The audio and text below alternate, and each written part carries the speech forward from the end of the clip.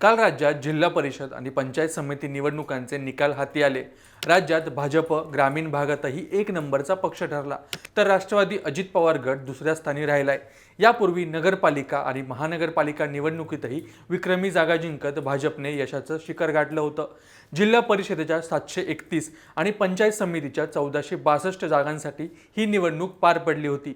महायुतीने 731 पैकी तब्बल 562 जागा जिंकल्या। दुसरीकडे काँग्रेस 56, शरद पवार गट 26 आणि उद्धव ठाकरेंची शिवसेना 43 अशा महाविकास आघाडीने अवघ्या 125 जागा जिंकल्या। लातूर व कोल्हापुरात काँग्रेसची कामगिरी समाधानकारक राहिली। या सगळ्यात कालच्या घडामोडी महत्त्वाच्या होत्या। कुठे लंगोट घालून विजय साजरा झाला, तर कुठे शड्डू ठोकून, कुठे घराणेशाही नाकारली गेली, तर कुठे एका मताने पराभव स्वीकारावा लागला।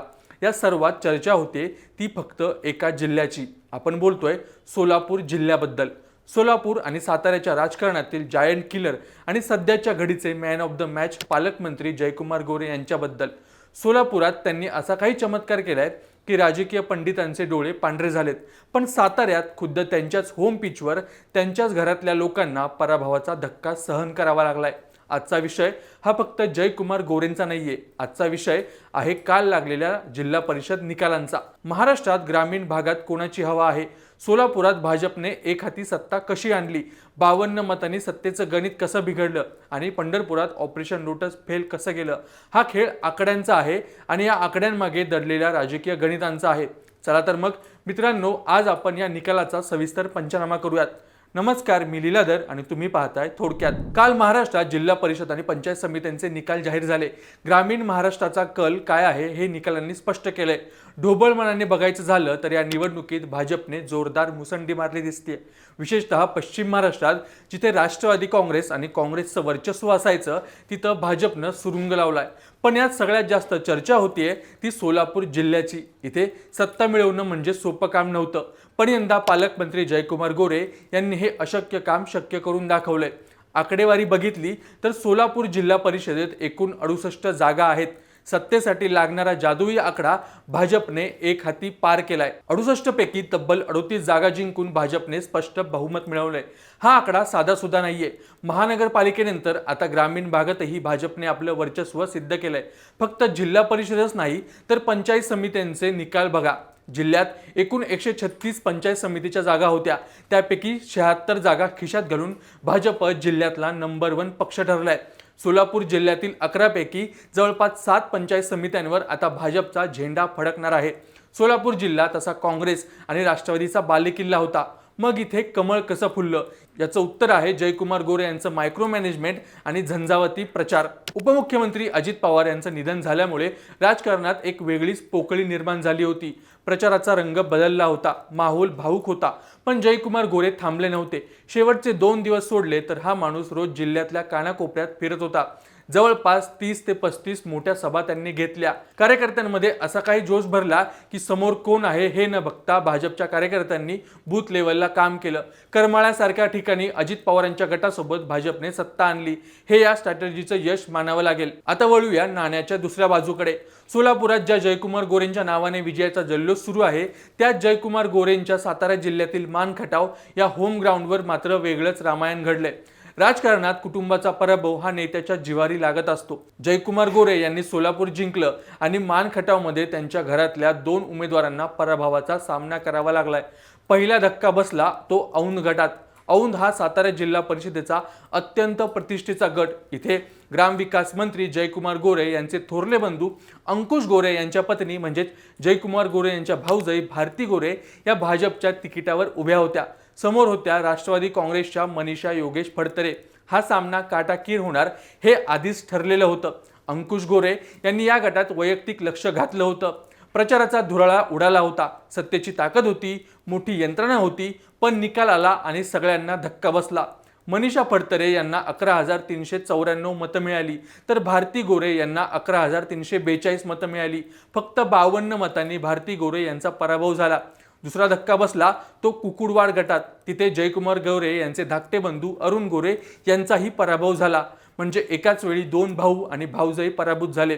त्यांचे दुसरे बंधू शेखर गोरे यांच्या पत्नी सोनल गोरे या मात्र आंधळी गटातून विजय झाले आहेत। म्हणजे घरातलं राजकारण संमिश्र राहिले।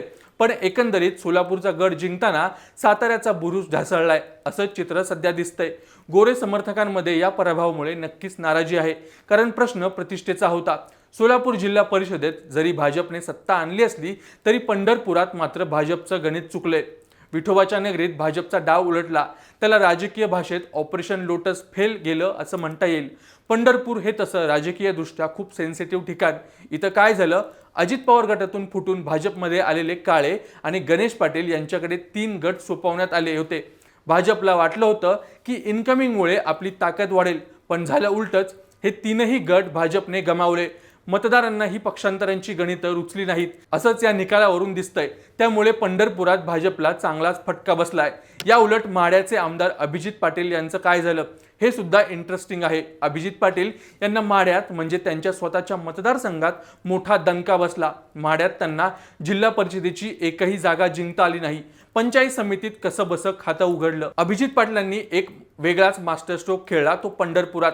माढ्यात मार खाल्ला असला तरी पंढरपूर विधानसभा मतदारसंघात येणाऱ्या 42 गावांमध्ये त्यांनी कमाल केली।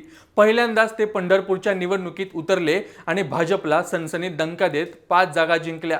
इतकंच नाही तर आमदार अभिजित पाटील यांनी पंढरपुरात जी आघाडी केली होती त्या आघाडीने 16 पैकी 8 जागा जिंकल्या आहेत। आता गंमत बघा, पंढरपूर पंचायत समितीची सत्ता कोणाकडे जाणार याची चावी आता भगीरथ भालके यांच्या हातात आहे। तीर्थक्षेत्र विकास आघाडीचे भगीरथ भालके ज्यांच्या बाजूने कौल देतील त्यांचा सभापती होणार। त्यामुळे पंढरपुरात आता किंग मेकरची भूमिका महत्त्वाची ठरणार आहे। सांगोला म्हणजे शेकाप। गणपतराव देशमुखांनी 55 वर्ष इथे सत्ता अबाधित ठेवली होती, आजही तोच कित्ता गिरवलाय। सांगोल्यात पुन्हा एकदा शेकापने 55 वर्षांची आपली परंपरा कायम राखत सांगोला तालुका विकास आघाडीच्या माध्यमातून बहुमत मिळवलंय। माळशिरसमध्ये काय झालं, माळशिरसमध्ये तालुक्यात यंदा मोठी चुरस पाहायला मिळाली। जिल्हा परिषद आणि पंचायत समिती निवडणुकीत पालकमंत्री जयकुमार गोरे आणि भाजपचे माजी आमदार राम सातपुते यांची प्रतिष्ठा पणाला लागली होती। गेल्या 3 निवडणुकांमध्ये सातपुतेंना पराभव स्वीकारावा लागला होता। त्यामध्ये लोकसभा, विधानसभा आणि अकलूज नगर परिषद भाजपचा पराभव झाला होता। आता जिल्हा परिषदेतील विजयानंतर राम सातपुतेंनी शड्डू ठोकून जल्लोष केला, पण उत्तमराव जानकर यांची अवस्था कभी खुशी कभी गम अशी झाली होती। का? कारण त्यांच्या पत्नी विमल जानकर या वेळापूर गणातून जोरदार विजय झाल्या, हा त्यांच्यासाठी मोठा दिलासा होता। पण त्याच वेळी दहिगाव या अत्यंत प्रतिष्ठेच्या गटातून त्यांचा मुलगा जीवन जानकर यांचा पराभव झाला। मुलाचा पराभव हा बापासाठी राजकीय आणि भावनिक धक्का असतोच। तिकडे मोहिते पाटील घराण्यातही काहीसं असंच घडलं। अर्जुन सिंह मोहिते पाटील यांना गुरसाळे गणातून पराभव स्वीकारावा लागला, पण फोंडशिरस गटातून त्यांनी विजय मिळवला। मंगळवेढ्यात माजी मंत्री लक्ष्मणराव ढोबळे यांना मोठा झटका बसलाय। त्यांची कन्या कोमल ढोबळे यांचा लक्ष्मी दहिवडी गटात भाजपने पराभव केला।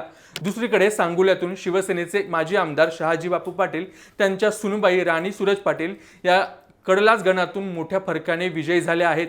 म्हणजे शहाजी बापूंच्या घरात आनंदाचं वातावरण आहे। सोलापुरात जयकुमार गोरेंनी हे सिद्ध केलंय की योग्य नियोजन आणि आक्रमक प्रचार असेल तर बालेकिल्ले सुद्धा ढासळू शकतात। सोलापुरात जयकुमार गोरेंनी हे सिद्ध केलंय की योग्य नियोजन आणि आक्रमक प्रचार असेल तर बालेकिल्ले सुद्धा ढासळू शकतात। जयकुमार गोरे आता सोलापूरचे किंग झाले आहेत यात शंका नाही। भाजपच्या वरिष्ठांमध्ये त्यांचं वजन नक्कीच वाढणार आहे, पण साताऱ्यातलं आपलं घर सावरण्याचं मोठं आव्हान त्यांच्यासमोर असणार आहे। कारण विधानसभा निवडणुका तोंडावर असताना स्वतःच्या घरातले पराभव विरोधकांसाठी प्रचाराचा मुद्दा बनू शकतात। तुम्हाला काय वाटतं, सोलापुरात जयकुमार गोरेंनी मिळवलेलं यश हे त्यांच्या वैयक्तिक करिश्म्याचं आहे की भाजपच्या लाटेचं? कमेंट्समध्ये नक्की सांगा। आणि सोलापूरबद्दल हे राजकीय विश्लेषण आवडलं असेल तर थोडक्यातला नक्की सबस्क्राइब करा।